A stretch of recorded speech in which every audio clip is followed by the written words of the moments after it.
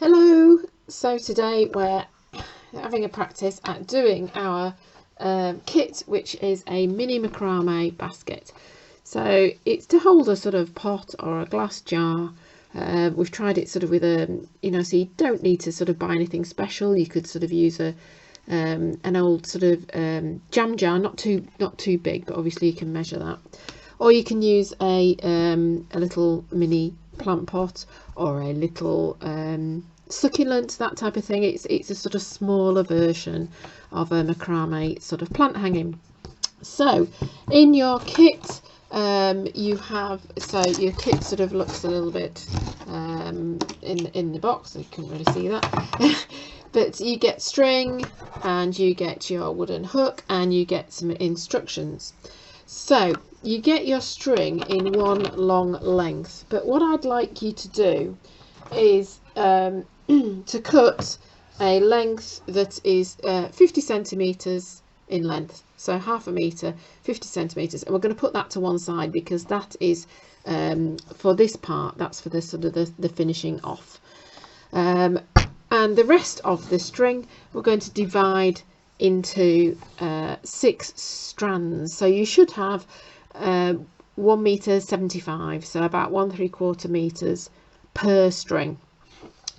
So it's quite long. It's sort of difficult to see sort of on this camera. So what we're going to do as our first thing is you're going to fold these 6 strings in half. Just see if you can see down there a bit better. So you find sort of the midpoint, okay, and what we're going to do is we're going to join it to your ring with a lark's head knot.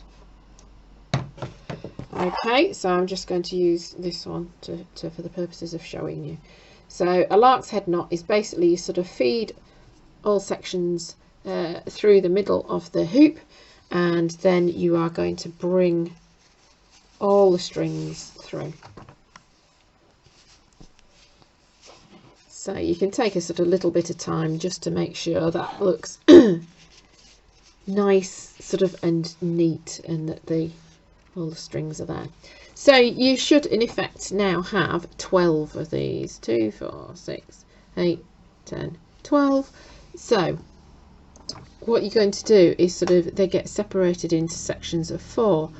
We use sections of 4 because then we will start doing our half square knots. So I'm just going to find something just to anchor this. You can do it sort of from a hook if you like, so you could almost sort of hang it up and start doing your knotting from there. Or just something to sort of anchor this so that when you're folding it, it's not going to move. Or you could indeed get somebody to hold it for you. Okay, so we're going to start with our first set of 4, and you sort of do like a half of a square knot. So it's a square knot you sort of do on both sides, so it makes a square, but we're going to do sort of 1/2. So you sort of almost make a reverse number 4. So the 2 in the middle, the 2 strands in the middle are just going to be there and have the knot done to them.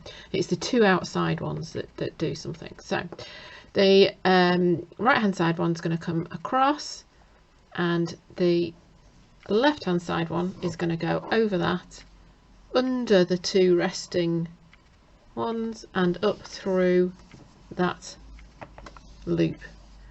So you sort of ease it up. I've decided to go for a very heavy nutcracker to keep hold of mine today. So if you were doing a proper square knot, you would then swap sides, but we're going to keep going. So we're going to do our sort of number 4. That right hand string goes over, under the 2 resting ones, and up through that loop.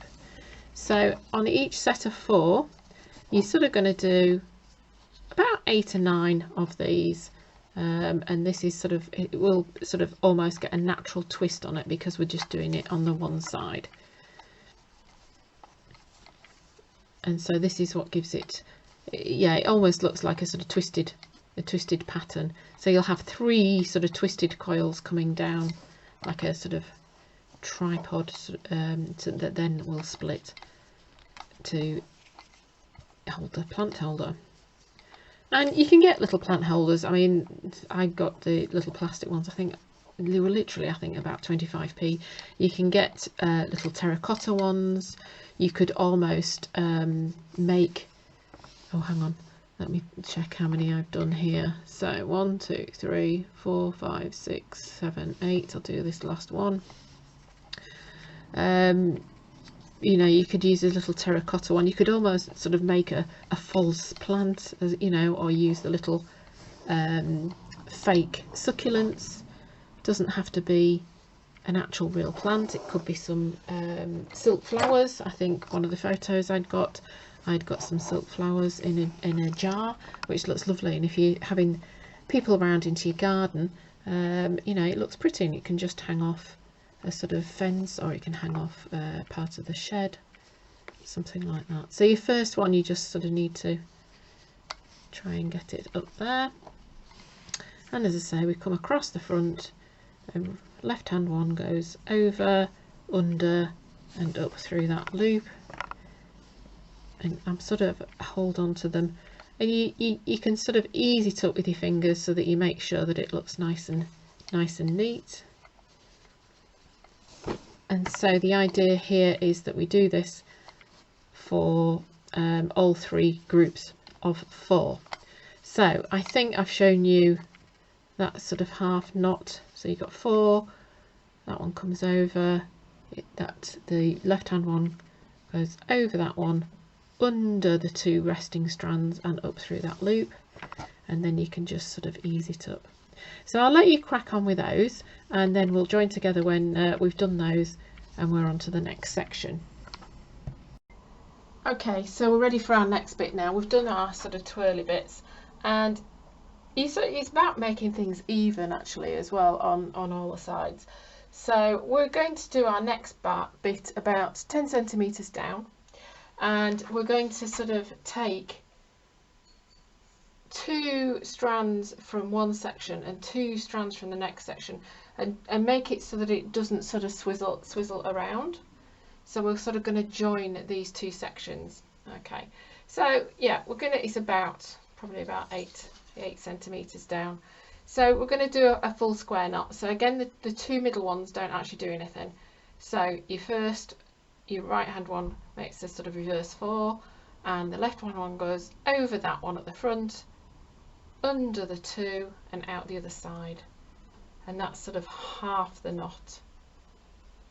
Just move that up a little bit, so we're about the same. And then for the final part of that, you're going to do it in reverse. So this right hand one is going to sort of make the 4, the left hand one's going to make the 4, that one goes over, under the 2 middle and out through that loop. So as you move these 2 parts up, this then becomes your square knot. So that then joins those 2 sections. So now I'm going to join those 2 sections. I might have to turn that around. So which bit sort of lays the flattest when you've got your natural twist is those 2. Okay, so yeah, I do always usually start with that sort of right hand side. I think I've got my lefts and rights mixed up, but as long as you do one of each, that's absolutely fine. I'm sure I'm not the only person that does that. And then this one, so you go over that one at the front, behind the 2 middles, out the other side. Now at this position you can sort of just make sure that you even it so that you're going to be on the same height as the other one. So now we've got those 2 and these 2. Okay, so start with the right hand again, and this is sort of a full square knot. Oops. If you find that you've not done it quite evenly, you can just carefully sort of undo it. You might get a little bit of fraying at the end the more you manhandle the rope, but it certainly, you know, it won't do it any harm. So now we're starting to sort of create that basket effect as we're sort of splaying out there. So the next one that we're going to do is going to be, it's about another sort of 8 centimeters down, isn't it?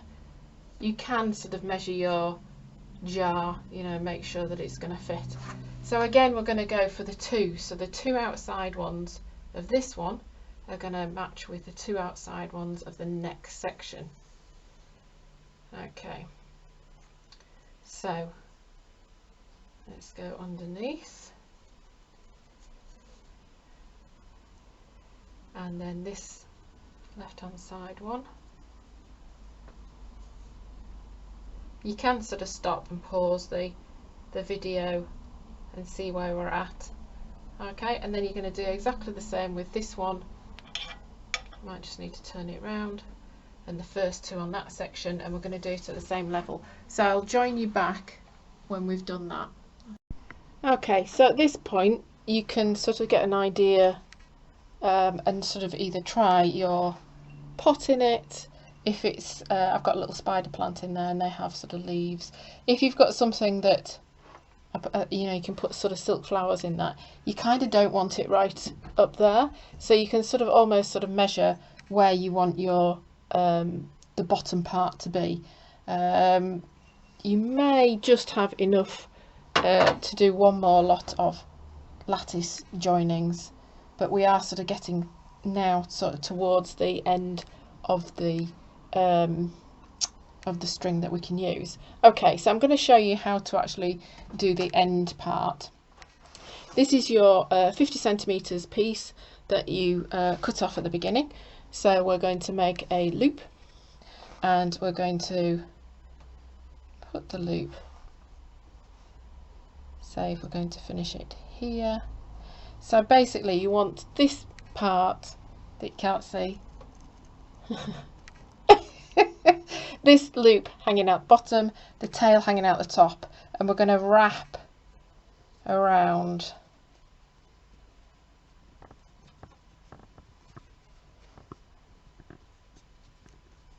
you can sort of just tie it in one big knot if that's how you would like to do it.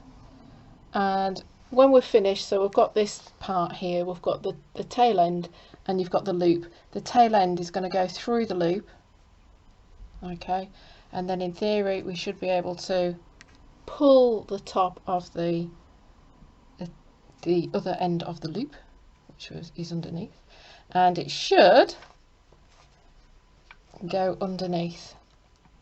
Okay, so at that point this is where you can sort of trim that off. So what I'm going to do next is I'll take you back to the table and I'll show you what we can do with the fringing parts. Okay, so this was the other way of doing it, and that's just making one big single knot. It does look quite nice. I actually quite like the decorative look of that.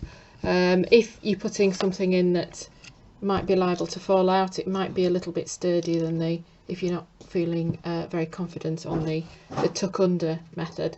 Okay, so the next part is going to be the fringing. So I have sort of just cut this off to begin with, and I've got a sort of carding comb here, but you can actually use, you know, just a sort of normal sort of fine tooth comb. You could almost sort of start to unravel it by hand. It's quite a sort of loose texture, twist of string sort of thing with the macrame, because it's designed to do this. So it depends how long a fringe you want. I quite like a nice long fringe. And what you can do is, once you've fringed it all, you could sort of shape it into like a step shape, if you like.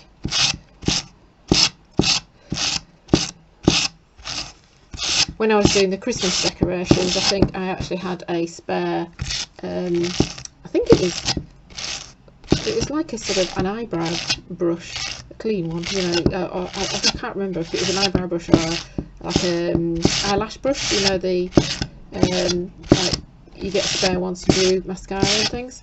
Obviously, you know, don't use used ones, but it was quite good on the smaller ones. I think with this one you would need to take a little bit longer to do it.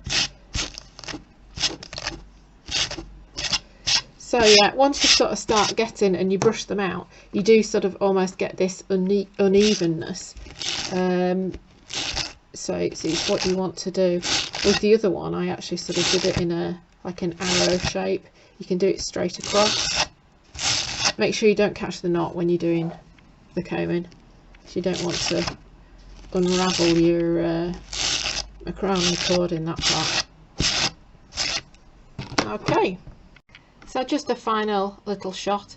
Actually, if you did the glass, you know, the jam jar type thing, you could put things in like the you get the little glass beads with a little fairy light, something like that. You could hang those.